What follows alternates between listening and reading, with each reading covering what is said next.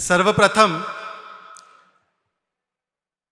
श्री विश्वनाथ कराड जी, श्री राहुल कराड जी, MIT institute आणि माझी जन्मभूमी पुणे आणि पुण्याचे जनतेचा मी मनापासून आभार मानतो की आज मला लोकमान्य टिळकांची, छत्रपती शिवाजी महाराजांची, सावित्रीबाई फुलेंची या पावन भूमीत मला परत येण्याचा अवसर मिळालं, तर तुमच्यामुळे मिळालं, तर त्यासाठी मी तुमचा खूप खूप आभार प्रकट करतो, आभार मानतो.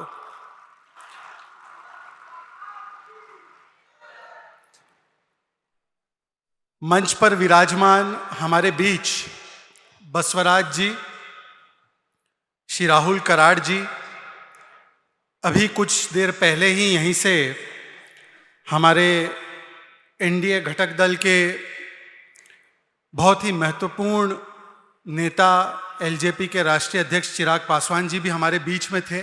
उनकी फ्लाइट थी तो वो यहाँ से अभी उन्होंने प्रस्थान किया. सत्यजीत तांबे जी भी हमारे बीच में थे. और अभी भी मंच पर, जिसे मैं कहता हूं कि लोकतंत्र की बुनियादी ढांचे के सबसे अहम हिस्से हमारे अलग अलग जगहों से चुने हुए जनप्रतिनिधि, सरपंच, इन सभी लोगों का मैं अपनी जन्मभूमि पुणे में स्वागत करता हूं.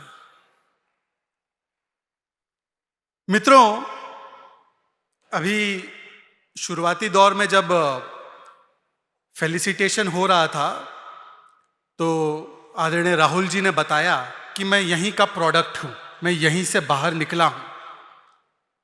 इसीलिए मैंने चुटकी लेते हुए कहा कि एक लौता ऐसा अवसर है जहां मैं कहूंगा राहुल है तो मुमकिन है, अन्यथा देश तो क्या कह रहा है आप जानते हो.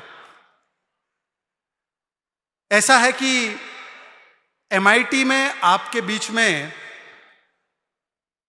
14-15 साल के बाद जब मैं वापस लौट के आया हूं तो ये मेरे लिए एक घर वापसी की तरह है. इन्हीं क्लासरूम्स में, इसी मैदान में, इन्हीं कैंपस में और यहीं पर आसपास में जो कॉफी शॉप्स है, यहीं पर बैठ बैठकर हम लोगों ने अपना रास्ता तय किया था. तो आप ही में से निकला हुआ, आप ही के बीच से निकला हुआ मैं भी आप ही की तरह MIT का एक प्रोडक्ट हूं. और आज ये मेरी घर वापसी का सुंदर अवसर जो है वो राहुल जी की वजह से ही एक तरीके से पूरा हुआ है. मेरी तो 14-15 साल के बाद घर वापसी हो रही है. 500 वर्ष के संघर्ष के बाद भी 22 जनवरी को एक घर वापसी होने वाली है.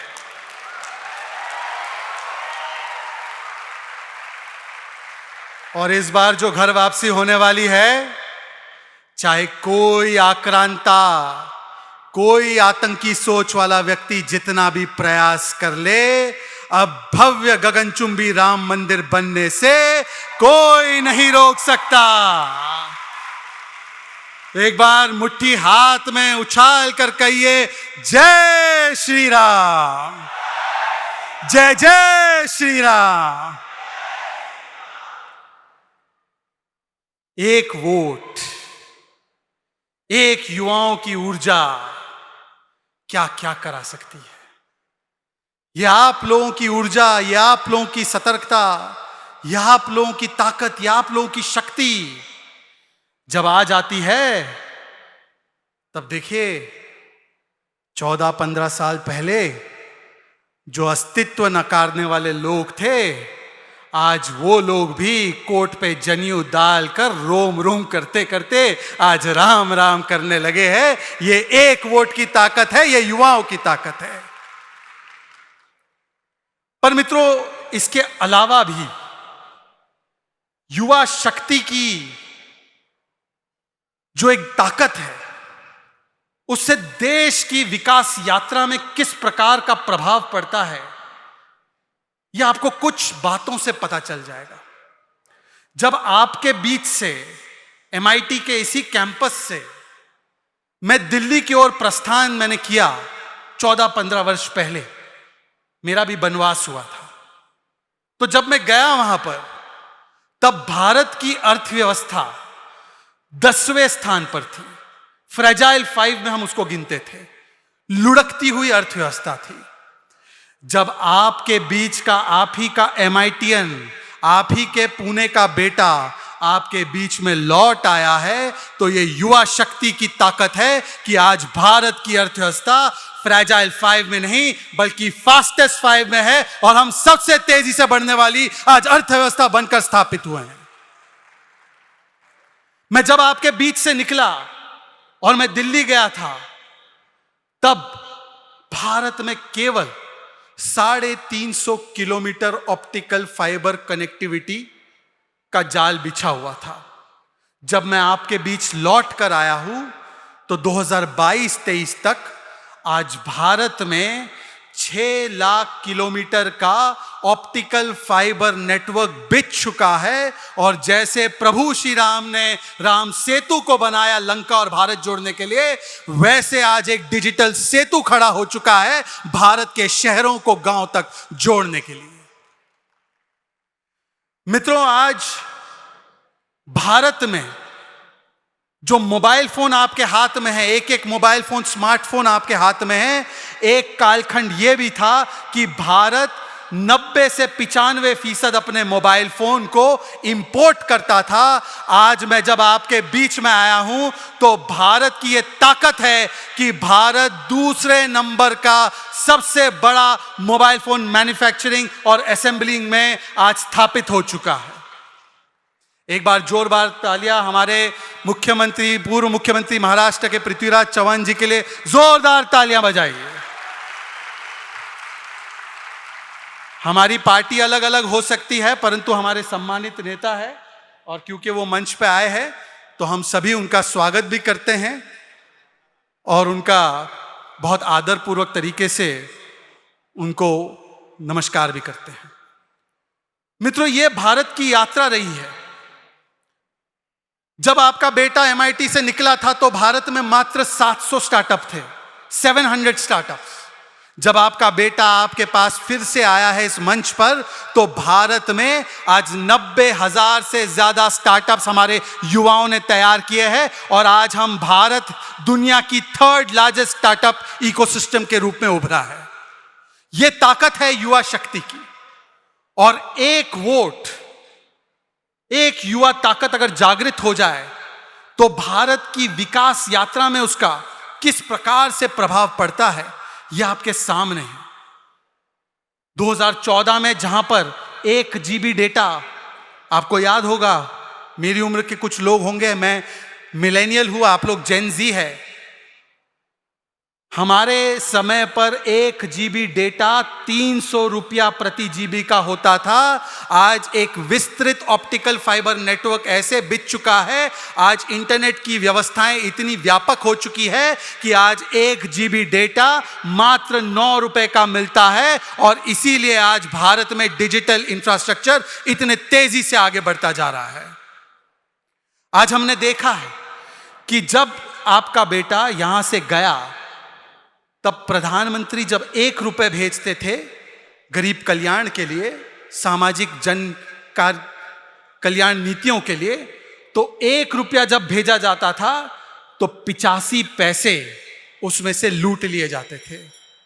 आज जब DBT और जनधन, आधार और मोबाइल की त्रिशंकु को तैयार किया गया है, तो जब 25 लाख करोड़ केंद्र की सरकार ने गरीबों के कल्याण के लिए भेजे, तो 25 लाख करोड़ गरीबों के पास पहुंचे और 3 लाख करोड़ देश का बचा। तो आज भारत की यह विकास यात्रा है। मित्रों, युवाओं की जो शक्ति है ना, उसे बहुत समय तक दबा कर रखा गया, और इसीलिए मैं इसको कहता हूं पॉलिटिक्स ऑफ कैप। कैप का गलत अर्थ मत निकालिए। कैप सुनकर कई लोग विचलित भी हो सकते हैं। कैप का मतलब है C फॉर करप्शन। आपको याद होगा, बड़े बड़े घोटाले होते थे, 2G, CWG, जीजाजी। A for appeasement politics. किस प्रकार से तुष्टीकरण की नीति के हिसाब से, वोट बैंक की नीति के हिसाब से किसको क्या मिलेगा यह तय होता था। और पी फॉर परिवारवाद। परिवारवाद का तो एक ऐसा उदाहरण था कि जब चंद्रयान 1 2008 में भारत ने, इसरो ने भेजा और वो पूर्ण तरीके से उस समय पर सक्सेसफुल नहीं हुआ, हालांकि उसका एक इंपैक्ट पॉइंट चंद्रमा पर हुआ, तो 2008 में उस चंद्रमा पर इंपैक्ट पॉइंट का नाम रखना था, तो उस इंपैक्ट पॉइंट का नाम जवाहर पॉइंट रखा गया। मतलब कि कुछ लोगों ने तो परिवारवाद का पताका अंतरिक्ष में भी लहरा दिया था। आज जब भारत की राजनीति में कैप की पॉलिटिक्स को हटाया गया है, तो आज भारत में जिस प्रकार की परफॉर्मेंस ओरिएंटेड पॉलिटिक्स हो रही है, आज जिस प्रकार की पॉलिटिक्स हो रही है, तो आज 2G, CWG, जीजाजी की बात नहीं, आज भारत में बात होती है तो 5G और 6G की बात होती है। आज भारत में तुष्टीकरण की राजनीति की नहीं बल्कि संतुष्टीकरण की राजनीति की बात होती है। इसीलिए 80 करोड़ लोगों को राशन मिलता है, 11 करोड़ लोगों तक नल से जल पहुंचता है, 12 करोड़ लोगों तक शौचालय पहुंचते हैं, 13 करोड़ लोग गरीबी से बाहर निकलते हैं। और जब राशन पहुंचता है तो वो राशन मोहम्मद के भी घर पे पहुंचता है, मोहित के भी घर पे पहुंचता है। जब शौचालय बनता है तो वो शिल्पा के भी घर पे बनता है, वो सुल्ताना के भी घर पे बनता है। किसी के साथ कोई भेदभाव नहीं होता। इसीलिए आज तुष्टीकरण नहीं, संतुष्टीकरण की राजनीति है। और जहां तक परिवारवाद की बात है, तो आज जब चंद्रयान 3 के माध्यम से भारत का विक्रम लैंडर चंद्रमा के दक्षिणी ध्रुव पर लैंड करके भारत को वो प्रथम देश बनाता है जिसने ये उपलब्धि हासिल की, तब उस टच पॉइंट का नाम किसी परिवार के नाम पर नहीं बल्कि उस टच पॉइंट का नाम तिरंगा पॉइंट और शिव शक्ति पॉइंट रखा जाता है। कुछ लोग परिवारवाद का पताका लहराते हैं अंतरिक्ष में, हम भारत और सनातन और हिंदू का पूरा झंडा जो है वो अंतरिक्ष तक लहराने का आज काम करते हैं। ये तब्दीली हुई है राजनीति में, ये चेंज हुआ है पॉलिटिक्स में। और इसीलिए आज ये सबसे बेहतरीन और सुंदर अवसर है राजनीति में जुड़ने का, अपना योगदान देने का। मित्रों, एक वोट से आप क्या क्या बदल सकते हैं यह आपके सामने है।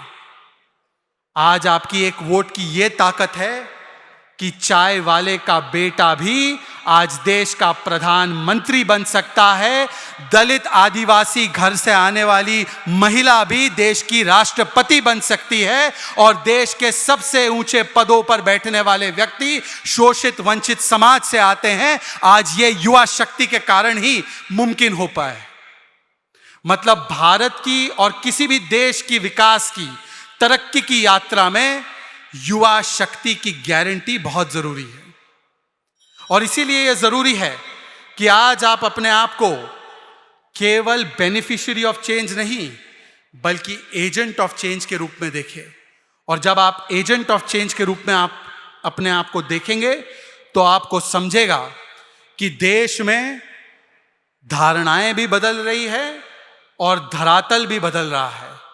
एक धारणा हुआ करती थी भारत के बारे में कि भारत में ऐसा ही होता है, भारत में ऐसा ही भ्रष्टाचार, भारत में ऐसे ही आतंकी हमले, ना जाने कितने आतंकी हमले हुए। पुणे में भी एक हमला हुआ था, मुंबई में भी हुआ था, चेन्नई में भी हुआ था, जयपुर में भी हुआ था।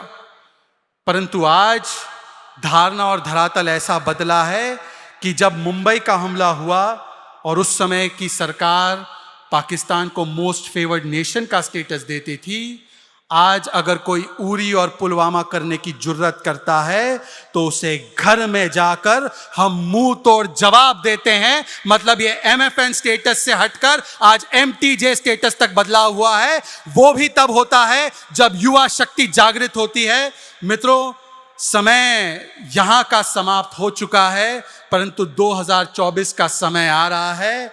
यही समय है, सही समय है युवा शक्ति के साथ ही भारत की शक्ति बढ़ेगी। आप सभी लोगों को 22 जनवरी के लिए और 2024 के लिए बहुत बहुत शुभकामनाएं। जय हिंद, जय भारत। एक बार साथ में बोलिए, भारत माता की, भारत माता की जय।